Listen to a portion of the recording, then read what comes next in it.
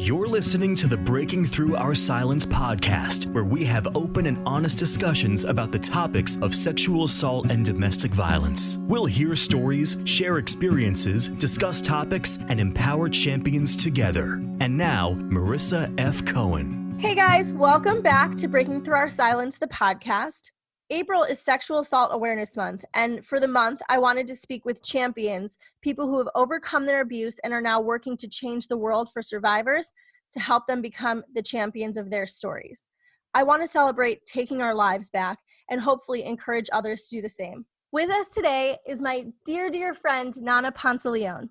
She was born in Venezuela, and before she had the courage to do what she really wanted, she got a bachelor's degree in business administration with a minor in computer science from Pace University in New York.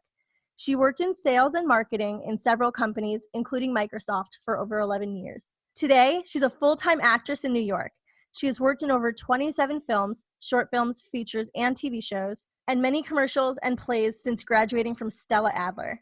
She is passionate about the human spirit and has created a project which the vision is to create a world where women and men collaborate, cooperate, and co-create their shared world together called Act Feminine. Act Feminine today is more focused on helping women, but it will evolve in the future to be all-inclusive.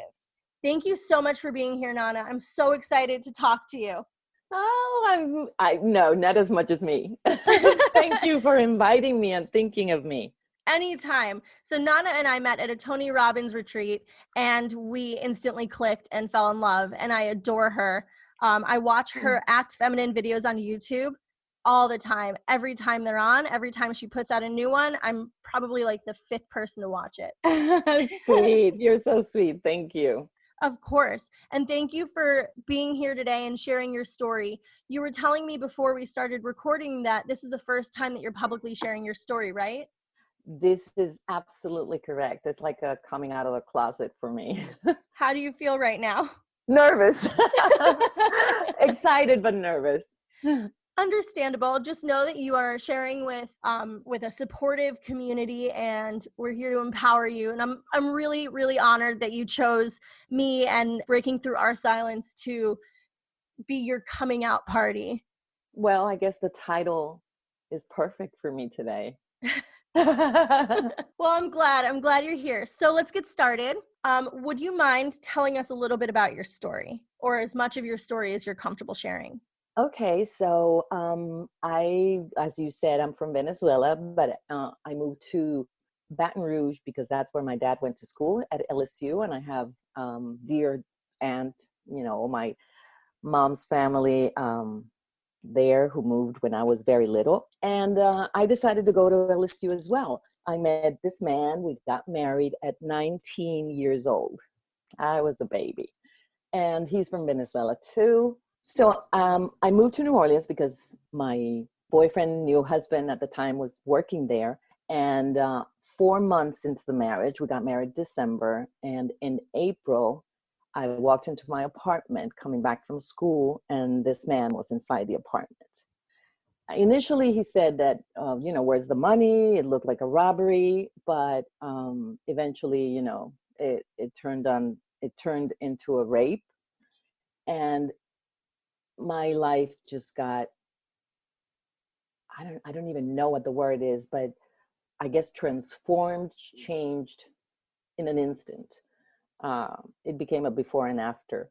And I'm not married to my husband at the time anymore, which to me, it's sort of understandable because, 4 months into a marriage, you get raped inside your house. My whole life became a full big mess. I didn't tell anybody at the time. I didn't tell my mom. My father was the only one who found out, actually, because strangely enough, which might not be strange for those people who believe in these things, but he called when the police were at my apartment, and it was just total chaos in the apartment. They were taking prints, and the police flooded the place afterwards to investigate, and he called right at that moment. So it was inevitable for him to find out, but I didn't share it with anybody. And I can't tell you that I was ashamed.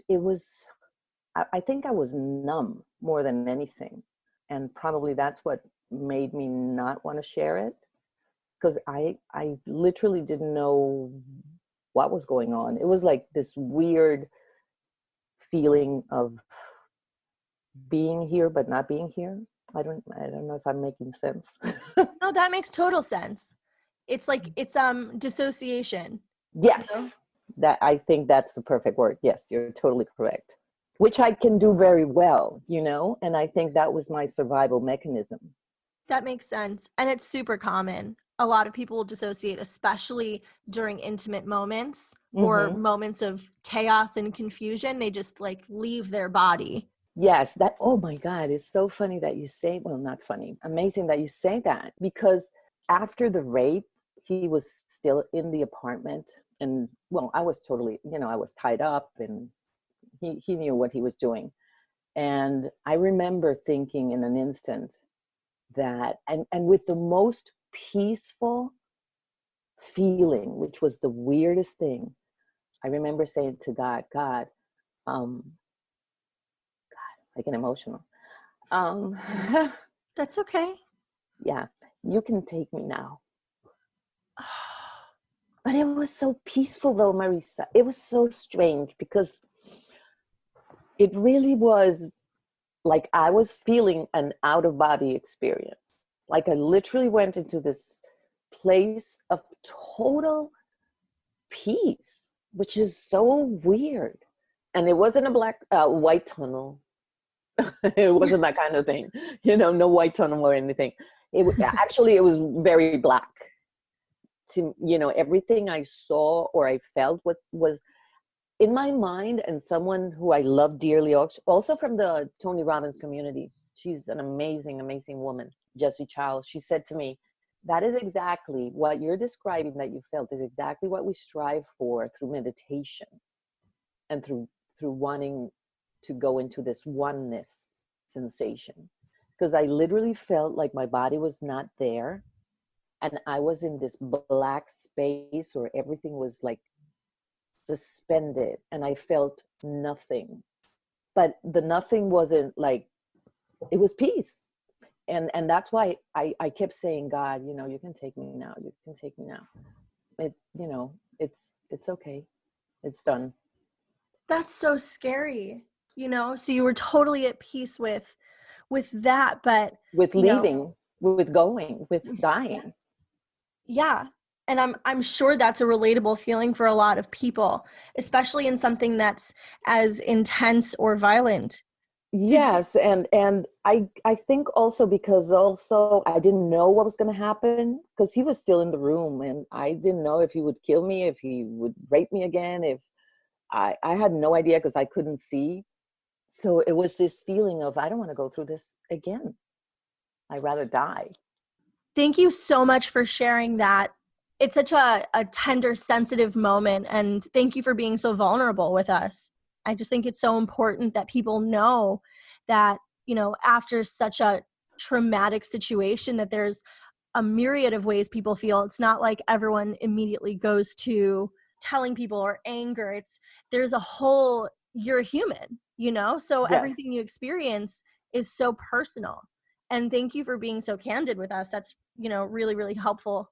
Well, no, my pleasure. If I'm going to come out, I'm going to come out. You go, girl.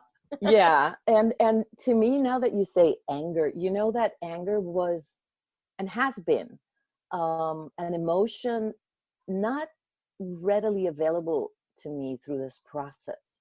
It came and went.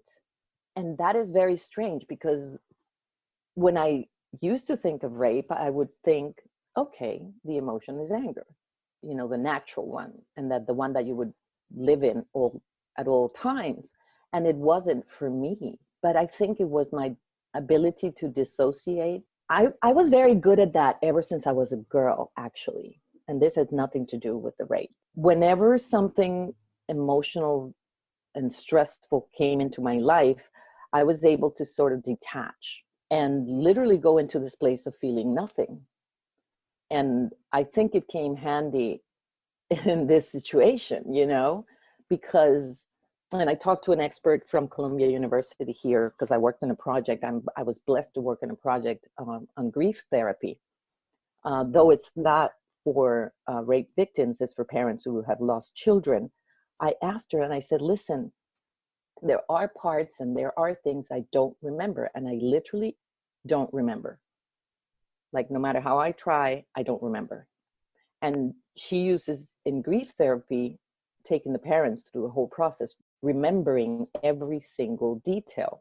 And I said, okay, so maybe I'm not going to totally heal if I don't go through that process. And she said, and I'm sharing this because this might help some people, I don't know. She said, no, because it's different. A parent loves their children. They adore them. And when they lose the children and forget parts of what happened and the life, they feel twice as guilty because they feel like they're betraying their children by not remembering. So the remembering process is a healing process. In your case, you really don't want to do the work of remembering. And if you truly don't remember and you're okay with it and it doesn't bother you, then let it be. That to me was like, oh, what a relief. Thank you so much for saying that. That's so important. A lot of people I've found doubt themselves and doubt that it really happened and question whether or not they're really a victim because they don't remember some or any of what happened to them. You just but it's a trauma response: fight, flight, freeze, and then tonic immobility. Some people freeze and then they freeze it out and they dissociate, and some people will fight back, but not a lot of people will fight back, and that doesn't mean that you're not a victim. It doesn't mean that it didn't happen. It just means that your brain is protecting you by shielding out those memories. Totally. And that's exactly what happened to me. And when I talked to Catherine, she said, perfectly normal. And you shouldn't make an effort to try to remember. I was taking to hypnosis session, or a couple, because I saw him very briefly. I walked into the room. He had closed the shades, so the room was dark, and he just jumped on me. So I saw him actually just a second, and he had dark Ray-Ban glasses covering his eyes, which is very smart because eyes are very distinct. And they took me to hypnosis sessions to try to remember and sort of freeze his image so I could do the portrait again, that they could draw the portrait again based on what I was seeing during hypnosis. There was no way they could take me past the door, even under hypnosis. Every time they would bring me in the room, I said, I'm walking down my hallway and I get to the door of my room and there I stopped. And they go like, okay, so what else? What's next? I never was able to make that next step and walk into the room. So it was impossible. We couldn't do it, not even under hypnosis. So that's how much you shield yourself. Yeah. Your brain knows what's best for you. And if it doesn't want you to remember, if it blocked it out, maybe there's a reason for it. Yeah, absolutely. Though, and this is something I'm going to share, and I'm going to jump to the movie that we talked about, because I decided, for those who are listening to this and don't know, obviously, I decided to make a movie after many, many years. And the reason I decided to make the movie, and this is also first, I was on a set of a show called The Perfect Murder. And I'm in the scene and I am the killer. So these two cops are supposed to arrest me. And, we're on one of the breaks and we're talking and they say that they were real NYPD detectives. And I'm like, oh my God, you're acting and you're doing this. And they say yes, because sometimes they use us also as advisors because these are recreations of true stories. So they need, the police to verify that what they're showing is the way things are done. So we started talking about police, and all of a sudden we talk about police corruption. Lo and behold, the police that investigated my case came up as one of the most corrupt in the country. And all of a sudden I went like, oh my God, because, and I'm not going to share the whole details, but weeks after the rape, I'm driving to school and I see him. Without, like I said, giving too much details, the police told me that it couldn't have been him. He wasn't there at that time because And I'm like, okay, why? How do you know? Well, he's an undercover cop. So it couldn't have been him.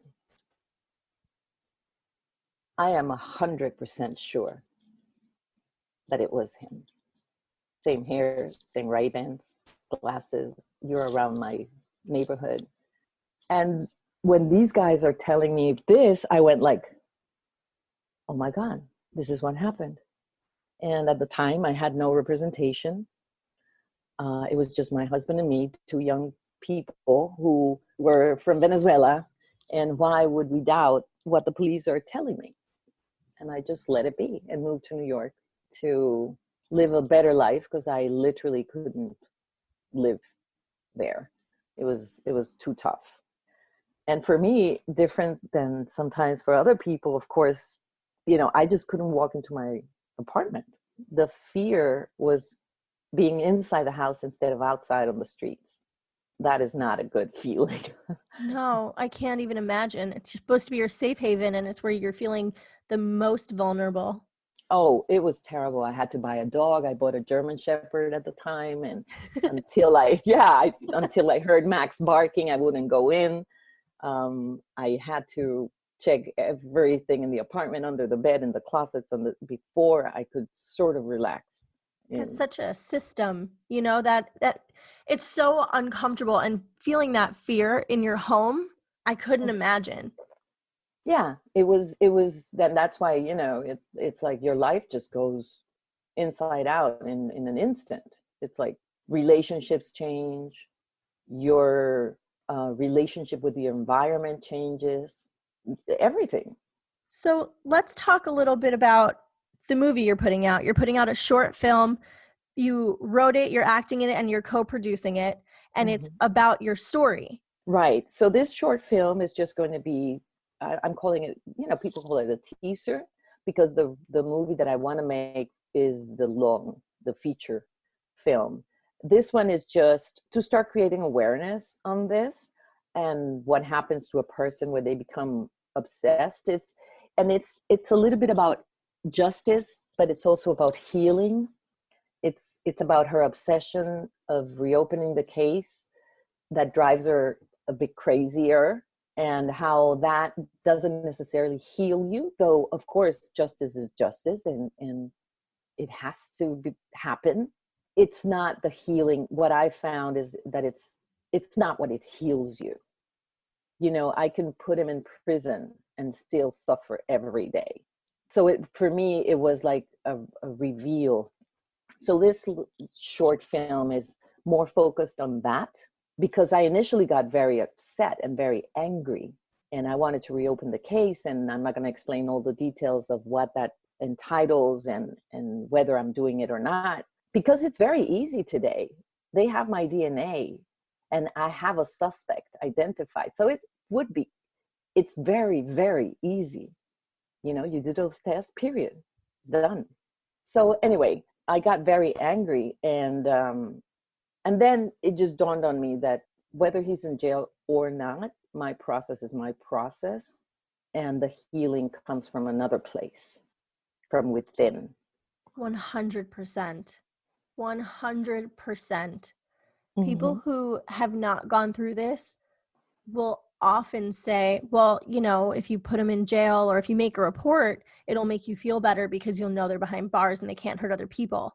And while that's 100% true, it's not going to heal anyone, because the crime scene is our bodies. It's not like, and for you, it was in your house. So not only are you living in a skin body that makes you feel uneasy and uncomfortable and vulnerable, but you're taking that body and putting it in a home that also makes you feel uneasy, uncomfortable, and vulnerable. So correct. Wherever this person resides, whether it be jail, 6 feet under, or next door, you will have the same problem and the same process to heal, because that person did what they did, and it is still affecting you day to day. Correct. Absolutely correct. Because even if he would have gone to prison the next day, I would have had to go through the same process of healing. And that is so important I think, for victims of any crime, actually, that Healing is from within. And if we focus too much on the outside of getting of searching for the healing outside by putting them in jail, by revenge, by hate, by all of that, it only makes it worse. Absolutely. That anger just fuels the negativity, and it's Mhm. toxic. Yes. And like you say, of course they deserve justice. Of course they deserve to be behind bars. Yes, I mean, no question about it. But don't put your expectations that once that happens, you're healed. Right. That's the only thing. So what did you do to help you heal? You got a dog, you moved, but was there anything else that you did? Oh, I've done throughout the years many things. I initially went to a rape crisis group, which helped a little bit. And eventually I said, I can't do this anymore. To me, it was too much. I sort of felt that I was revisiting that every day. And to me, it didn't work as well. I mean, there were ladies there who had been going for quite a while. It did help a lot, and this I have to say, in releasing the initial release of just explaining, saying, sharing with other women that were supportive. That helped a lot.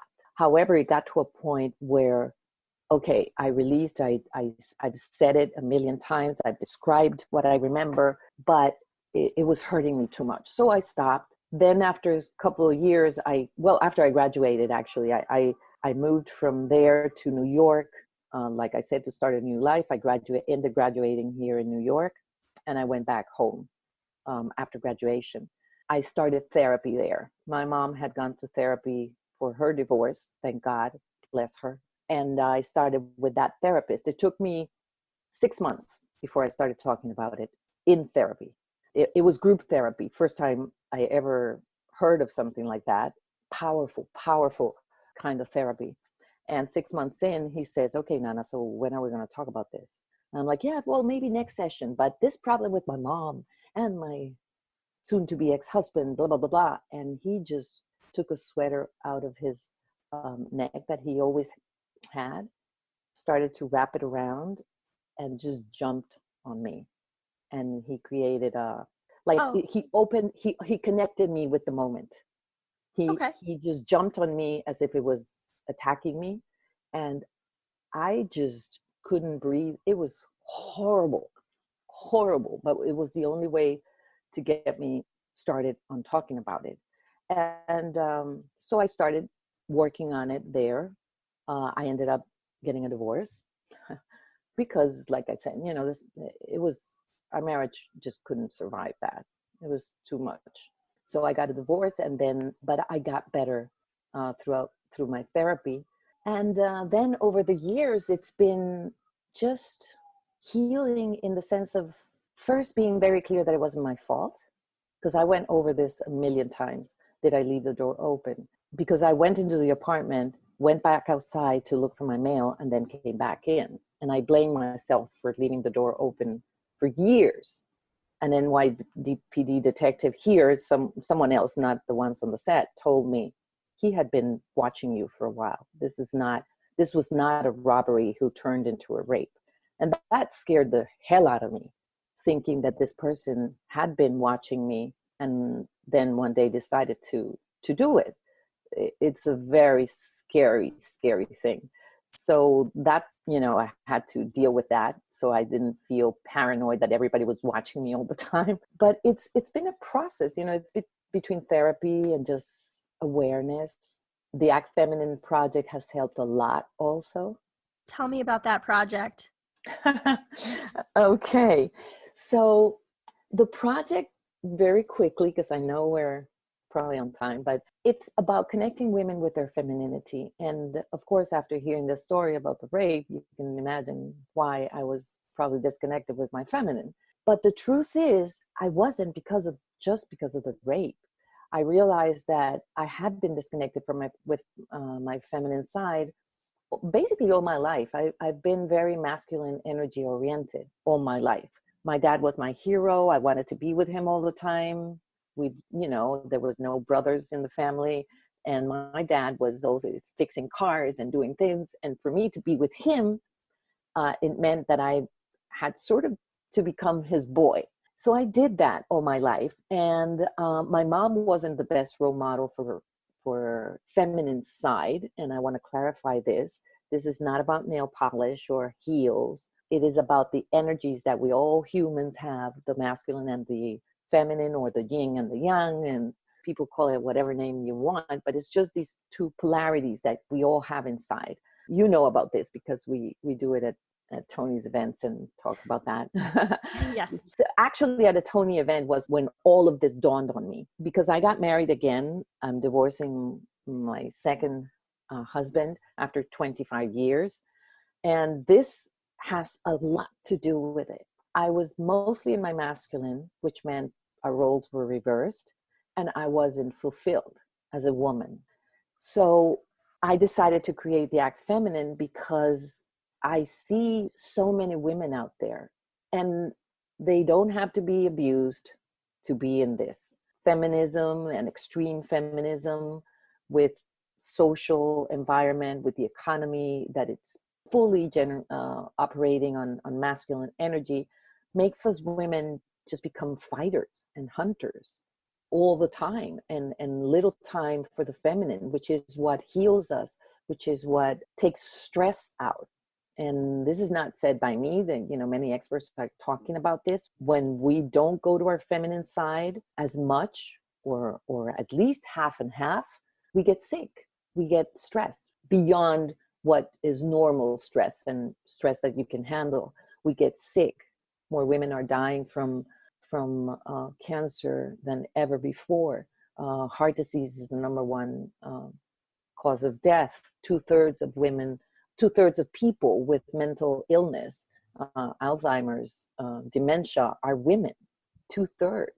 So there are a lot of, and I'm not saying that only this is the cause, but definitely if we don't go to our feminine side, we don't relax. Our cortisol levels don't go down. We need oxytocin for that to happen. The only way to generate oxytocin, estrogen, dopamine, serotonin is when we go to our feminine. Masculine, and this is something that for me was I had no idea that masculine energy generating testosterone in my body all the time with cortisol becomes the time bomb. So that's why I started the project. And obviously being raped was like the last straw for me. Like the pinnacle of all of it. Right. I was in my masculine energy a lot. And then the rape comes right when I'm starting a new life, when I'm starting a new marriage. Oh, that was it for my femininity. It was like, okay, so the energy that I feel comfortable in, safe, was my masculine, which I still do. And I love. I'm the same way. Oh, I adore my masculine energy. And when I talk to women that are very, extreme feminists, I say, it's not about giving up, because it really isn't. It's not about giving up rights. It's not about giving up your masculine. It's just about learning how to use another side of you. It's balancing yourself. It's knowing that you don't have to fit into a stereotype. You don't have to paint your nails every day and do your hair and makeup every day in order to be and feel like a woman. Correct. And that is so important, because people think of femininity or the feminine energy as that. And that's why one of my mantras is femininity is not something you wear. It's something you feel. Exactly. If I don't feel like brushing my hair, I don't. And that's fine. That's fine. That doesn't mean that you're not going to be connecting with people, that you're not going to be creating. It has nothing to do with the outside. 100%. Thank you for sharing that. And I think that's really an important thing for everyone, but I think especially for survivors and champions. I feel like the world paints such a vivid picture of what a victim should look like, and most of the time that's not accurate.